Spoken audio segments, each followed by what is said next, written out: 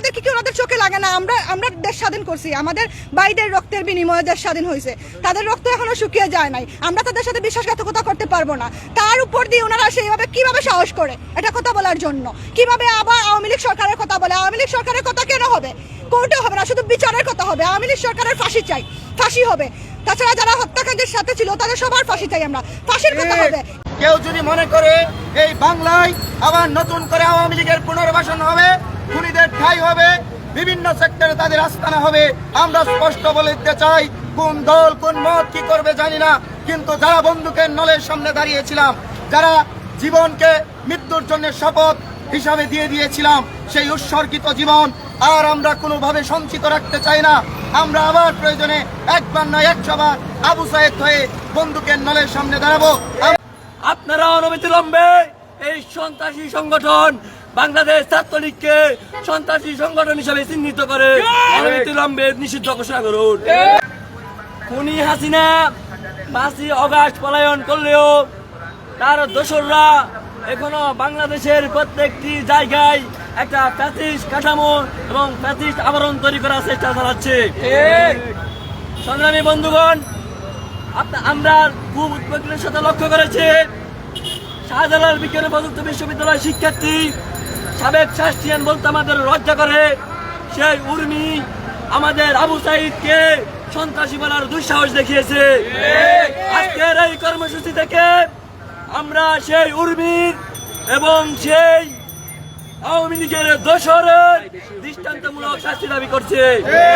যেই সকল আইনজীবীরা, যেই আওয়ামী লীগ, যেই ছাত্রলীগ আমার দেশের খুন, দর্শন, গুম, মানুষদের নির্যাতন সহ এমন কোনো অহেতুক এবং এমন কোনো অপরাধমূলক কাজ নেই যা তারা করে নাই, সেই আওয়ামী লীগ, সেই ছাত্রলীগকে যারা এদেশের মাটিতে প্রমোট করতে চায়, সেই দালালদেরকে এদেশের মানুষ রুখে দিবে ইনশাআল্লাহ। পাশাপাশি যুবলীগ সহ আওয়ামী লীগের যেসব প্রেতাত্মরা আছে তাদেরকে বিচারের মুখোমুখি করে দ্রুত বিচার কার্য সম্পূর্ণ করুন এবং অনবিলম্বে যে ট্রাইব্যুনাল গঠনের কথা বলা হয়েছে সেই ট্রাইব্যুনাল যাতে অতি দ্রুত কার্যক্রম শুরু করে আমাদের সিলেটের আবু শহীদ সাংবাদিক আবু তোরাবের খুনি, আবু সাইদের খুনি, শহীদ রুদ্রসেনের খুনিদের যাতে বিচার হয়, আমরা সেই বিচার কামনা করি।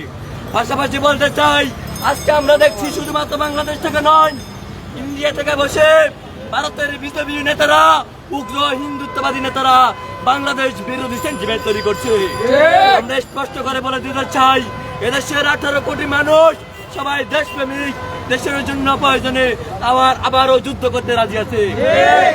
আমি স্মরণ করছি হসপিটালের বেডে এখনো যারা কাতরাচ্ছে, যারা পঙ্গুত্ব ভরণ করেছে, যারা শরীরে এখনো বিপ্লবের ক্ষতচিহ্ন ধারণ করেছে। আপনারা জানেন আজকে আমরা এখানে উপস্থিত হয়েছি, একত্রিত হয়েছি কারণ গতকালকে আওয়ামী আইনজীবীরা আদালত প্রাঙ্গণে আওয়াজ তোলার চেষ্টা করেছে।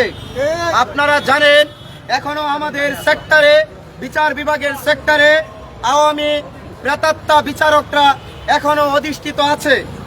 আমরা স্পষ্ট একটা বার্তা দিতে এখানে একত্রিত হয়েছি।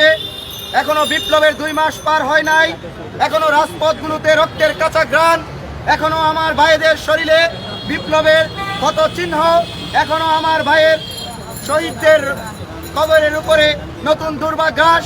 আমরা বলে দিতে চাই, এখনো 2 মাস পার হয় নাই বিপ্লবের। আমরা মুক্ত হয়ে রাস্তায় পানি নিয়ে নামবো।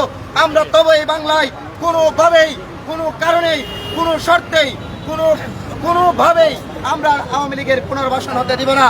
স্বাধীনভাবে চলতে পারতেছি, রাস্তাঘাটে আমার প্রবলেম হচ্ছে না। আগে একটা সময় 11টার সময় 12টার সময় আমি বাসায় গেলে অনেক প্রবলেম হতো। অনেকে বলতো যে মেয়ের মানুষ রাস্তায় এত রাত করে বের হচ্ছে বা কেন যাচ্ছে, বা অনেক ছেলে ডিস্টার্ব করতো। এই মুহূর্তে আমি এই ডিস্টার্ব ফিল হচ্ছি না, বা আমি নিজেই সেনাবাহিনীকে কল করতে পারতেছি, সেনাবাহিনী এসে আমাকে রক্ষা করতেছে, উদ্ধার করতেছে। বা বিভিন্ন চাঁদাবাজি, রিসেন্টলি আমি নিজে দেখছি 4টা পয়েন্টে এখনো পর্যন্ত চাঁদাবাজি রয়ে গেছে। কিছুদিন আগে দেখলাম একটা লোক এসে প্রত্যেকটা যে ফুটপাতের মামাদের কাছ থেকে 200 টাকা করে নিতেছে।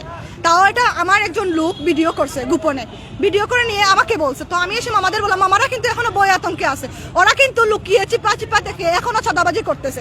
তো একটা সময় গিয়ে দেখলাম ওই লোকটা কিন্তু আওয়ামী লীগের একজন লোক, বাট সে তার মানে ফেসটাকে হাইড করে অন্য রূপে আসে, ক্যাপ পরে আসে, এভাবে আওয়ামী লীগের অনেকে আছেন আমাদের পাশাপাশি থাকেন, আমাদের ফটো তুলেন, আমরা কি করি না করি সেগুলো ওনারা ঘাটাঘাটি করে নিয়ে ওনাদের উপর মহলে দেন। উপর মহল থেকে আমাদের ডক্টর ইউনূসের প্রতি প্রভাব আসে যে ডক্টর ইউনূস মানে রাষ্ট্রকে এরকম করতেছে, খারাপ করতেছে। কেন হবে যে ওনাকে মানে ওনার উনি খুনি না? আমরা কি দেখি নাই?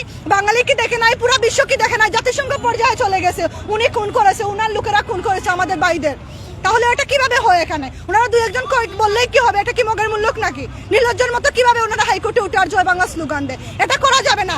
আমরা প্রয়োজনে আরো রক্ত দেব, আরো বারবার রক্ত দেব, আমরা সবাই শহীদ হব, তারপরেও এদেরকে ছাই আমরা এই দেশে দেব না।